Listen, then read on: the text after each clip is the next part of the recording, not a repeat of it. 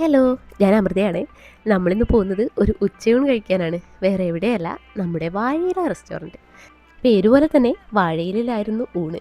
അതുകൊണ്ട് തന്നെ നല്ല സ്വാദും ഉണ്ടായിരുന്നു. ഊണെന്ന് പറഞ്ഞാൽ മാത്രം പോരാട്ടോ, ഒരു ചെറിയ സദ്യ തന്നെയായിരുന്നു കേട്ടോ.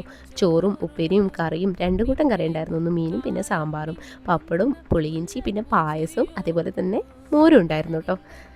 എനിക്കിവരുടെ അച്ചാറായിരുന്നു കേട്ടോ കൂടുതൽ ഇഷ്ടമായത്. അതും കയ്പ്പച്ചാറ് നല്ല ടേസ്റ്റ് ഉണ്ടായിരുന്നു. പിന്നെ കൂട്ടിന് ചമ്മന്തിയും ഉപ്പേരിയും പിന്നെ ഒരു ചെറിയ വേറെ കറിയും ഉണ്ടായിരുന്നു കേട്ടോ. ഇതെല്ലാം കൂട്ടി കഴിക്കുമ്പോൾ നമ്മുടെ വയറു മാത്രമല്ല കേട്ടോ, മനസ്സും നിറയും. അതുപോലെ തന്നെ ഷോപ്പിൽ അത്യാവശ്യം നല്ല തിരക്കും ഉണ്ടായിരുന്നു കേട്ടോ.